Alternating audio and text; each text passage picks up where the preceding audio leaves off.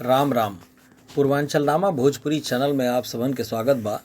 हम हई शक्ति प्रकाश श्रीवास्तव और आप देख रहल बानी कार्यक्रम मतलब के बात। अब नहीं हो पाई विरासत वाली सियासत। देश के आज़ादी के बाद की जौन सियासी दौर रहल ओके परिवारवाद के सियासत खातिर जानल जात रहे।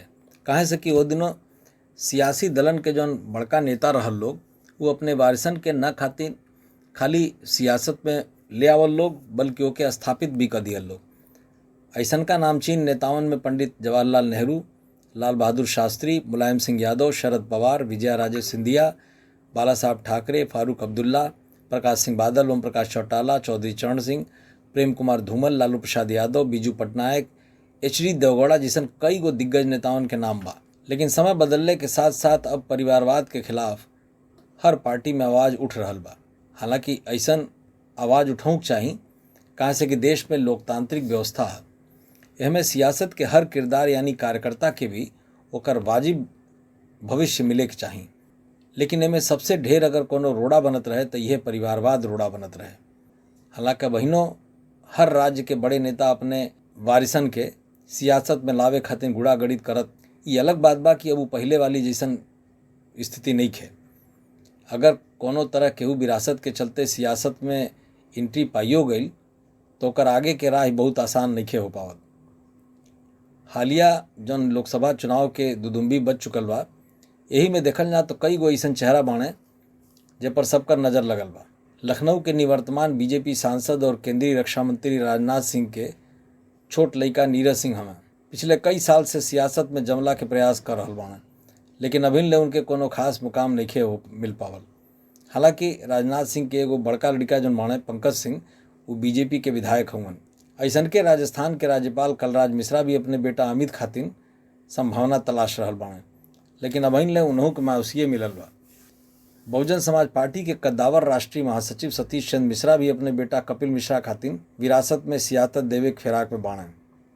बदायूं से बीजेपी के निवर्तमान सांसद संघमित्रा मौर्य के पिता स्वामी प्रसाद मौर्य भी अपने बेटा उत्कृष्ट मौर्य खातिर ओकर भविष्य बनावे खातिर बीजेपी से लेके सपा ले गई। अब तो एगो अपन पार्टियों बना लेल बाणे, लेकिन कुछ अस्थाई नहीं कर पाए।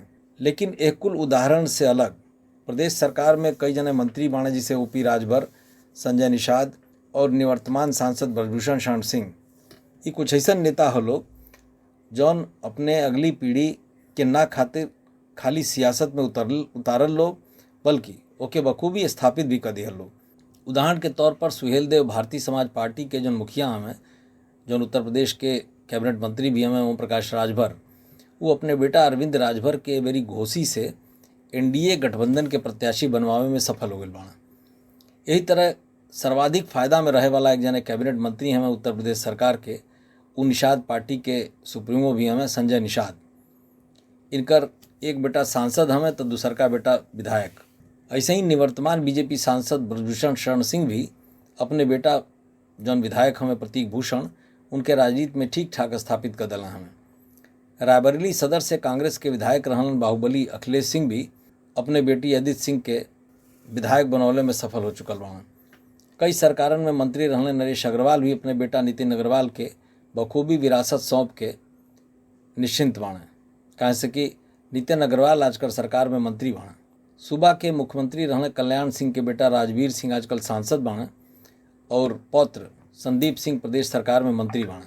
सियासत में विरासत के बखूबी स्थापित करे वाला यह नेतावन के अलावा कुछ ऐसन का भी नेता भी बाणे जिनके वारिस सियासत में आयल तो लोग बड़े धूमधाम से सांसद विधायक बन भी गई लोग, लेकिन मौजूदा सियासी परिदृश्य से पूरी तरह जुनी गायब लौकता लोग। एमे कभी पूर्वांचल से विधानसभा पहुँचे वाले कई बार के मंत्री रहने बाहुबली पंडित हरशंकर तिवारी और अमरमणि त्रिपाठी के नाम सबसे अव्वल है। हरशंकर तिवारी के दोनों बेटा लोग तो रहबे कई लोग, उनके साथे उनके भांजा भी सियासत में रहना। तीनों लोग बड़ा सफल भी रह लोग। बड़का बेटा कुशल तिवारी सांसद रहना तो दूसर का बेटा विनय शंकर तिवारी विधायक रहना। भांजा गणेश शंकर पांडे कई बार विधान परिषद सदस्य और एक बार विधान परिषद के सभापति भी रहना। कई बार मंत्री रहना अमरमणि के बेटा अमन मणि भी एक बार विधायक रह चुकल हैं। इस तरह नेताओं के सियासत में अपनी सियासी विरासत के अगली पीढ़ी के सौंपे के प्रयास अबहिनो जारी बा। आज के यह कार्यक्रम में बस इतना ही। फिर मुलाकात हुई आप सबसे यही चैनल पर, यही समय। तब तक खातिर नमस्कार।